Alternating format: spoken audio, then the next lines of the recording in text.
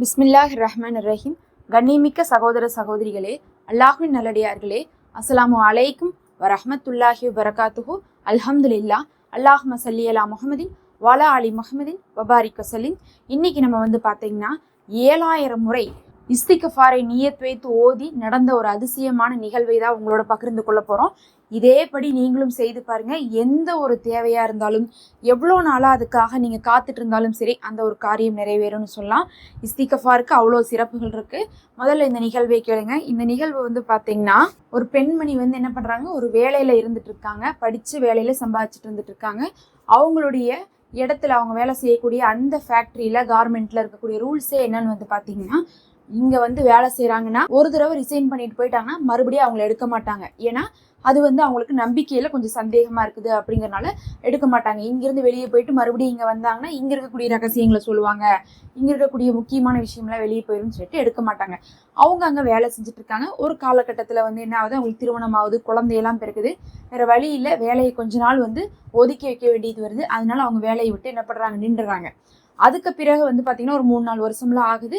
அதுக்கு பிறகு அவருக்கு பார்த்தீங்கன்னா அவங்களுக்கு அவங்களுடைய தந்தையும் இறந்துறதுனால குடும்ப கஷ்டம் வந்துடுது. மறுபடியும் வேலைக்கு போகணும் அப்படிங்கக்கூடிய நிலைமை வருது. அவங்களுக்கும் வேலை வேணும், அவங்க தம்பிக்கும் வேலை வேணும்.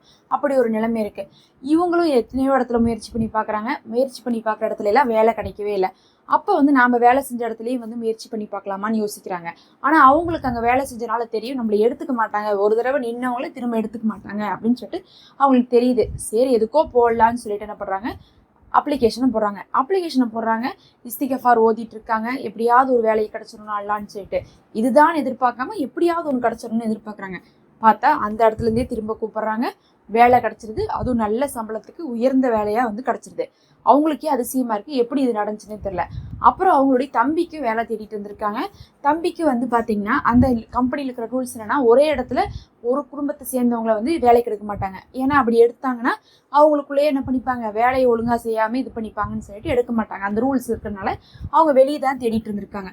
அப்புறம் இவங்களுக்கு தோணி இருக்கு, நாமளும் இப்படிதான் நினைச்சோம், நம்மளை எடுத்துக்கிட்டாங்களே, அதனால அவனையும் போட சொல்லுவோம், எடுத்துக்கிட்டா எடுக்கட்டும்னு சொல்லிட்டு போடுறாங்க. அவங்க தம்பி தான் தெரிஞ்சும் கூட மறுபடியும் அவங்க தம்பியும் என்ன பண்றாங்க, அந்தருடைய கார்மெண்ட்ஸ்லேயே வேலைக்கு எடுத்துக்கிறாங்க. அவங்க அதற்கும் பார்த்தீங்கன்னா இஸ்திக்ஃபார் தான் நியத்து சொல்லியிருக்காங்க. அவங்களுடைய வேலை போன போதும் சரி, அவங்களுடைய தம்பிக்கும் சரி, அவங்க இஸ்திக்ஃபார் நியத்து வச்சு ஓத ஆரம்பிக்கிறாங்க. ஒரு நல்ல வேலை, நல்ல வருமானம் கொடுன்னு கேட்குறாங்க. அவங்களுக்கு எதிர்பார்த்த இடத்துலையே எதிர்பார்த்ததை விட அதிக சம்பளத்தோட நல்ல பதவியோட வேலை கிடைக்குது. அவங்களே இந்த நிகழ்வை என்ன பண்றாங்க, மற்றவங்கள்ட்ட சொல்றாங்க, இஸ்திக்ஃபார் ஓய்தான் இது நடந்துச்சுன்னு சொல்லிட்டு.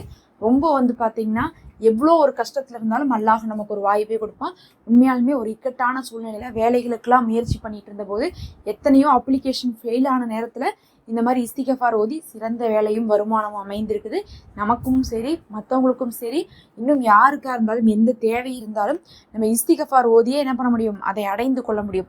எப்படி ஓதணும் இஸ்திக்ஃபார் அப்படின்னு சொல்லி கேட்டிங்கன்னா, இஸ்திக்ஃபார்னா என்னன்னா, நம்ம செய்த பாவத்துக்கு வருந்தி மன்னிப்பு கேட்பது, அவ்வளோதான் அதனுடைய அர்த்தம். அதை நீங்கள் எப்படி வேணால் மன்னிப்பு கேட்கலாம். நீங்கள் 7000 முறை தமிழ்லேயே கூட மன்னிப்பு கேட்கலாம், இல்லை அரபியில் மன்னிப்பு கேட்கலாம், துவாவா ஓதலாம், திக்ரா ஓதலாம், குரானில் வரக்கூடிய வசனங்களாக ஓதலாம், எப்படி வேணால் ஓதிக்கலாம், உங்கள் இஷ்டம் தான். நான் என்ன பண்ணுவேன்னா, எப்பயுமே திக்ரா ஓதுவேன்.